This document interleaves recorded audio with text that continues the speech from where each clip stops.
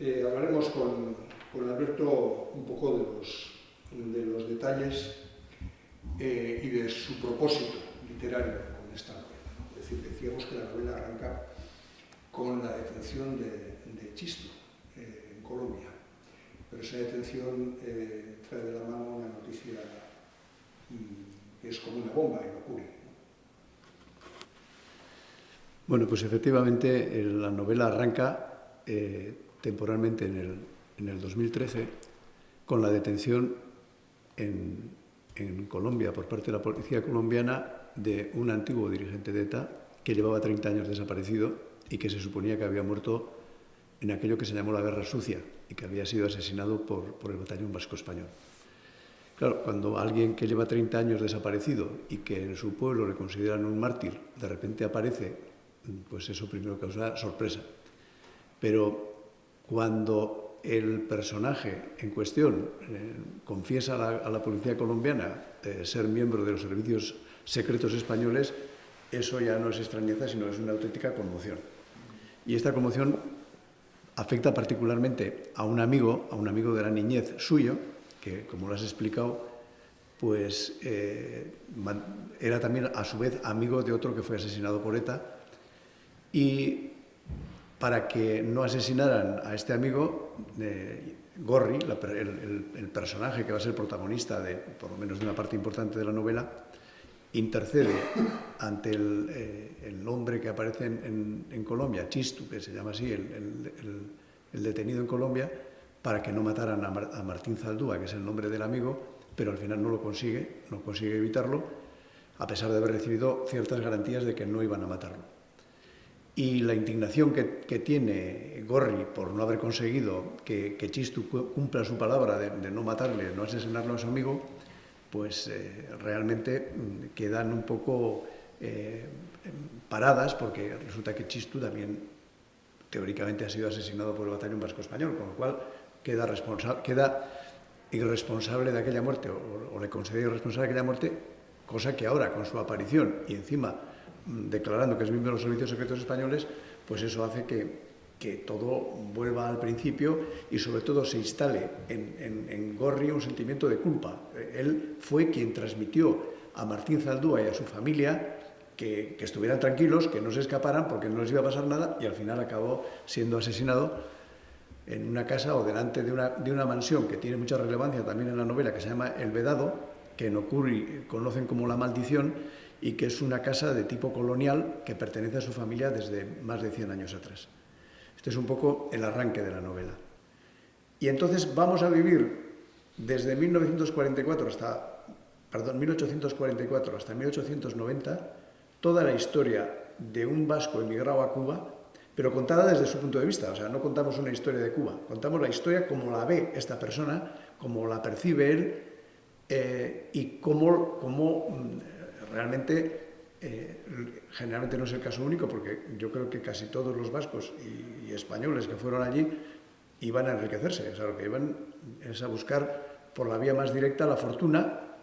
Algunos lo consiguieron, otros no, pero los acontecimientos que dice Jorge, que aparecen fechados, están conectados a hitos de la historia cubana, porque efectivamente son los momentos en los cuales afectan de forma especial a este emigrante, a este joven que se pasa en Cuba pues la mayor parte de su vida, y que es el bisabuelo del que luego asesina a ETA, que hemos visto aquí, que hemos señalado que es asesinado por ETA, por traidor, por haber anunciado, según se dice en la novela, haber descubierto que en el gobierno civil de Vizcaya había una bomba con 200 kilos de goma 2 dispuesta para explotar.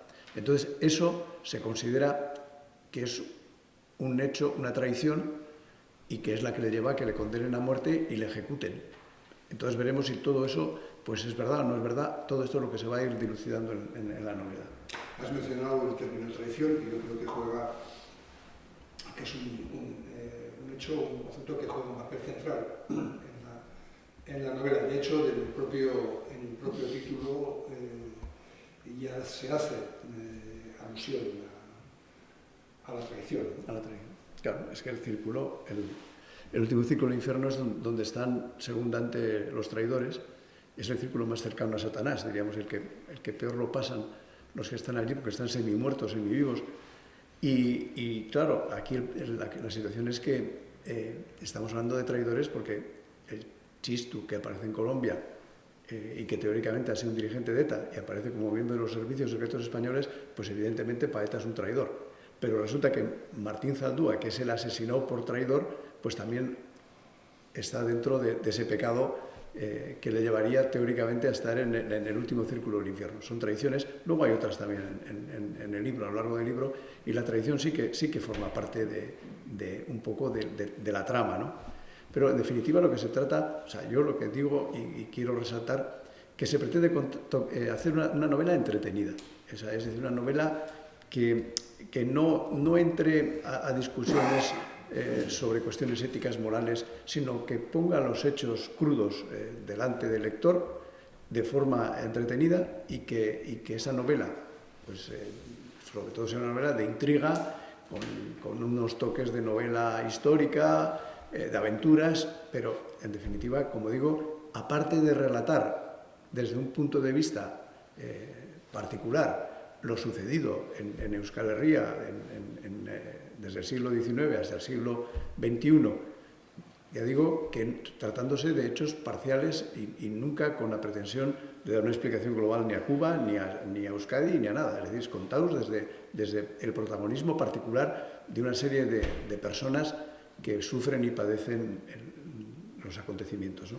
No son estereotipos, lo que se trata es de personajes que yo lo siento como de carne y hueso. Es decir, esas personas, la sensación que yo tengo cuando escribo la novela es que estoy escribiendo una crónica. Es decir, la sensación no es que estoy describiendo algo ideal, sino algo real, o sea, desde la ficción, pero cosas que podrían ser perfectamente trasladables del mundo real al mundo de la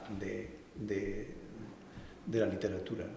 Entonces, para mí, lo que encierra aquí todo esto es la búsqueda de la verdad, con todas las esquinas que tiene, con todo lo que esconde la verdad, con todo lo que salpica la búsqueda de la verdad, y sobre todo en un contexto bueno, los contextos siempre son dramáticos a veces, pero cuando esto que se conoce como los años del plomo, los años en los que ETA decide, sobre todo en los años 77 y 78, o cuando esto ya venía de épocas anteriores, decide correr o decide circular en sentido contrario al rumbo de la historia. Es decir, es como si alguien se mete por una autopista en el sentido contrario. Es decir, yo creo que ya había muchas voces sensatas que decían, os vais a estrellar, o se van a estrellar. Y aquí, al final, claro, cuando alguien va por una autopista circulando en sentido contrario, se estrella. Y es lo que acaba sucediendo, causando mucho sufrimiento, muchas víctimas ajenas, propias. Con la diferencia que las propias, pues al final, son decisiones que han sido tomadas voluntariamente, mientras que las ajenas pues no han participado en esas decisiones y en consecuencia no tienen la misma naturaleza de víctimas. Eso se cuenta porque ese sufrimiento que se causa es el que está en el contexto de los asesinatos y de las muertes y de todo lo que sucede. Pero también hay otras cosas, es decir, que no todo está causado por el que va en dirección contraria, en sentido contrario. Hay quien aparentemente viene con el sentido favorable, viene por la autopista correctamente, pero coge atajos, o coge senderos ocultos y esos que van por esos atajos pues se sitúan en el mismo territorio de quienes han decidido ir por la autopista en sentido contrario. Me estoy refiriendo a quienes torturan, asesinan, situándose en la posición de los que aparentemente, como digo, son los buenos. Y hay un personaje en el libro que dice una frase que yo creo que describe un poco todo eso, y es que en todas las guerras los vencedores tienen criminales condecorados, en cambio los perdedores solo tienen culpables. Y esto es lo que sucede. Y al final, quien cuenta la historia y quien gana pone las medallas, y el que ha perdido, pues le queda lo que le queda. Volvemos a Okuri. Ese universo literario que inauguraste en Okuri Confidencial, que yo creo que tiene tiene algo de trasunto de aquello que Achaga aludía con cierta frecuencia más en otros momentos, que habla de la Euskal Hiria, la ciudad vasca, ¿no? Okuri no es ninguna localidad vasca y es Tobas. Eso Obaba es Macondo, es la utilización de un lugar simbólico que refleja toda la sociedad vasca, cualquiera. Aparte que no se podría hacer una novela de estas referida a un pueblo concreto porque enseguida empezaría todo el mundo a mirar quién es quién. Entonces tiene que ser algo mucho más difuso para que podamos contar una historia sin señalar con el dedo a nadie y poniendo a todos en función, ¿no? Es decir, que esto es lo que tiene la ventaja que tiene el no ubicar en una ciudad concreta y el que esto, Okuri sea Euskal Herria, cualquier pueblo de Euskal Herria, aun cuando algunos rasgos pues, pueden identificarlo con una zona de la costa o de lo que fuera. Pero esa es la pretensión, es decir, que nos da más juego, más posibilidad el que sea un lugar indeterminado y como ya Okuri ya tiene tradición en mi escritura anterior, pues bueno, vuelve a ser Okuri la referencia. Un detalle, no tan detalle, es un tema que a mí siempre me preocupa y me suele ocupar en las obras que editamos, y es la complejidad de tu gabinete de autor. Es decir, aquí hay un trabajo de documentación, por lo menos que se muestra como importante. Es decir, hay un conocimiento de hechos, épocas y tal vez personas, no como personajes, sino posiblemente como inspiradores, que no es habitual en nuestra narrativa. No sé si te atreverías a hacer una disección de ese trabajo de documentación, cuánto pertenece a tus cajones secretos como autor y cuánto pertenece a la crónica histórica. También, es decir, hay una parte que son vivencias propias, es decir, que los que tenemos una edad y nos ha tocado vivir esos años 70 y 80 de cerca, pues conocemos, yo creo que en primera persona, lo que ha sucedido, lo que sucedió, o lo que ha estado sucediendo, las consecuencias, las decisiones que se tomaron, por qué. Y yo, ahí no niego, yo he estado muy cercano a todas esas historias y decisiones. Incluso sintonizo también con algo que dice el protagonista cuando hace un acto de contrición de por qué no se supo parar lo que venía encima. Es decir, porque de alguna manera todos los de aquella época, los que estuvimos cercanos en ese mundo, contribuimos a generar pues, el clima necesario para que luego fructificara aquello que salió, aun cuando ya la mayoría o muchos ya no estábamos sintonizando con aquella onda, pero anteriormente pues sí que habíamos sido partícipes de lo que había o de lo que venía. Hay unos que cuando llega el momento saben frenar y otros que no saben, y como en el libro también se dice, hay muchos que estaban empujando los barcos para que se fueran a esto y se quedaron en tierra, ¿no? Y algunos se fueron en los barcos y otros se quedaron empujando pensando que aquello es lo que les pedía la patria y les pedía el pueblo. Entonces, yo la creencia de que en primera persona eso lo he vivido, pues en los años 80 sin duda. En lo que sucede de Cuba ha sido una recreación, pero también mi padre se fue a Cuba con 14 años, igual que el protagonista, o sea, y se fue solo, o sea que tampoco me extraña demasiado que alguien con 14 años se pueda ir a Cuba, solo que mi padre no tuvo allí mucha fortuna, es decir, solo. Siempre he tenido una sintonía especial con Cuba. Luego he estado también en Cuba y he estado visitando los emplazamientos y los lugares donde se desarrolla la trama y luego, pues, obviamente, pues hay estudio de libros, de tratados, de artículos sobre Cuba y luego el acceso a los periódicos de Cuba de la época, pues el Diario de la Marina o los diarios de Matanzas o los diarios que se publicaban aquí como el Irur Adbat, que se leía en Cuba, diarios que fueron determinantes, por ejemplo, para mandar tropas a Cuba, para mandar tropas para defender la españolidad de la isla, promocionados por las diputaciones. tal vez por la idea también de que había un temor de que como en el Euskadi no había obligación de hacer el servicio militar, ya veían que venían malos tiempos y entonces esas reclutas, esos voluntarios que se hicieron para Cuba igual era para evitar males mayores.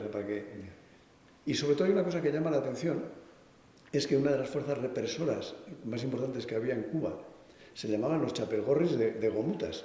O sea, a mí me llamaba la atención de por qué se llamaban los chapelgorris, porque en Cuba, y eso tiene que ver también por quiénes fueron los impulsores de aquellas fuerzas represivas que se encargaban de actuar junto con los voluntarios. Los vascos fueron muy importantes a nivel individual, aunque no actuaran de forma colectiva. O sea, es decir, tenían un sentido colectivo mucho más importante los gallegos o los catalanes, incluso los asturianos, que los vascos hasta una época tardía. Pero individualmente fueron muy, muy importantes propietarios de ingenios azucareros. Hay un personaje sumamente importante que es un alavés que se llama Julián de Zulueta. Julián de Zulueta es un personaje, alcalde de La Habana, el mayor traficante de negros y dueño de ingenios azucareros, y este es un personaje sumamente relevante en la historia de Cuba. Todavía tiene una calle en Cuba, o sea, en La Habana hay una calle con su nombre. Dedicado a un negrero. A un negrero. Paradojas de la historia. Por el de la historia. Bueno, pues